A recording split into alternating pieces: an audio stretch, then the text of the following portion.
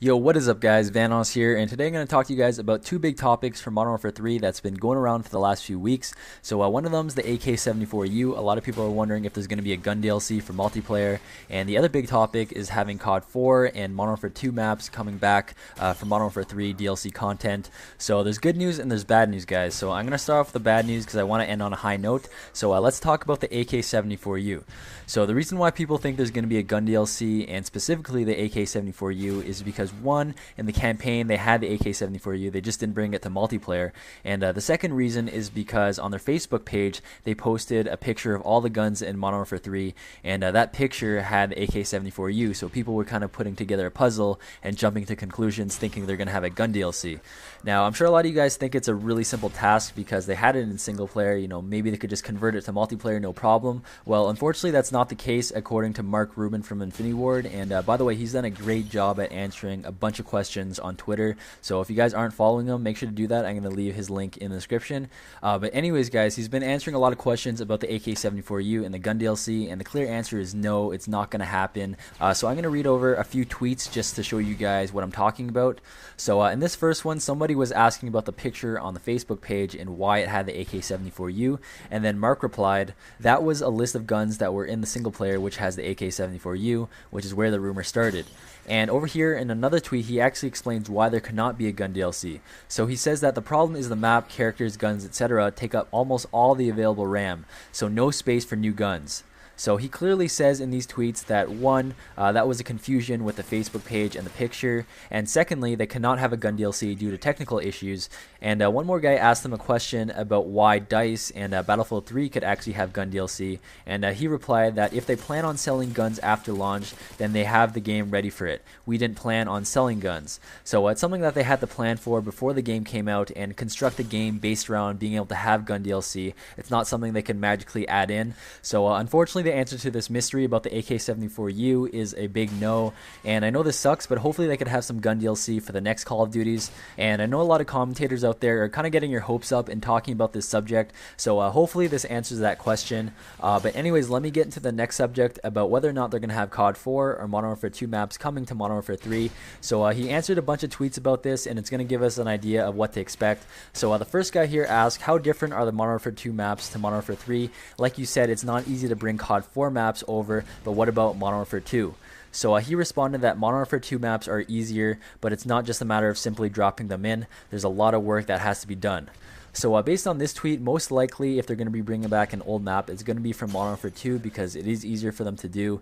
And he also talks about how it's not a really simple task. So I would think if they're going to bring any maps at all, they're only going to bring back one or two. Now in the next tweet here, he actually gives us some information of what map to expect. So this person here asked, why was Shipbreaker and Terminal in Modern Warfare 3 maps on PS3? And he responded, prep for upcoming maps. Terminal is still on the fence, but we are ready to launch that one. So there you go guys, that's some good news. He actually says that the map Terminal for Modern Warfare 2 is ready for them to release. They just have to get permission from Activision in order to release it. And I know it doesn't say that they need permission from Activision in this tweet, but I actually read it somewhere else in one of his other tweets, so I know this is confirmed. He's actually just waiting for permission from Activision to be able to release this map. And another great thing is that this map is probably going to be free, and the reason why I say this is because we know it's not part of the regular DLC since they're still on the fence of whether or not they're actually going to release it, and this means it's going to be separate from all the DLC content, which means it's going to be a free map. And I know a lot of you guys think that Activision and Infinity Ward are too greedy to do that, but realistically I do think they're going to do it, and I know a lot of you guys are probably going to be negative in the comment section and say that it's not going to be free, but this is just my opinion. And I'm pretty sure I read through a lot of tweets, so it's kind of hard for me to remember, but I think that Mark Rubin actually said that he wants it to be free, and it's ultimately not his decision, but it still increases the likelihood of the maps actually being free. But anyways, going back to the tweets here, somebody asked about Rust and Shipment, and he answers that Rust and Shipment were on a wish list but are not in development. So it's something that they hope for and would like to bring to Modern Warfare 3, but they're not working on it at the moment. So it's not something that I would keep my hopes up for, just something that, maybe we could see later in the future as a bonus. But like I said, realistically, if there's one map that we could expect, it's definitely Terminal. So hopefully we could see that in the next few months.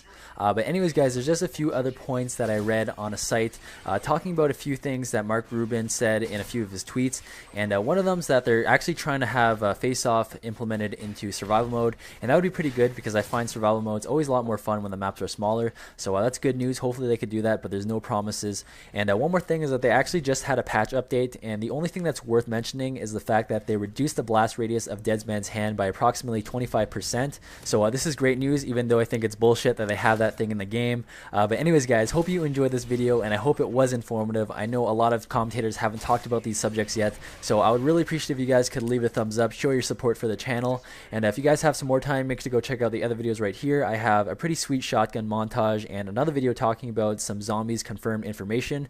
And if you guys are new to this channel, make sure to hit that subscribe button and follow me on Twitter and Facebook. The links will be below. And have a great day, guys, and I'll see you guys later. Peace. Yeah, cause I got it like that. Flow so smooth like I got it on tap.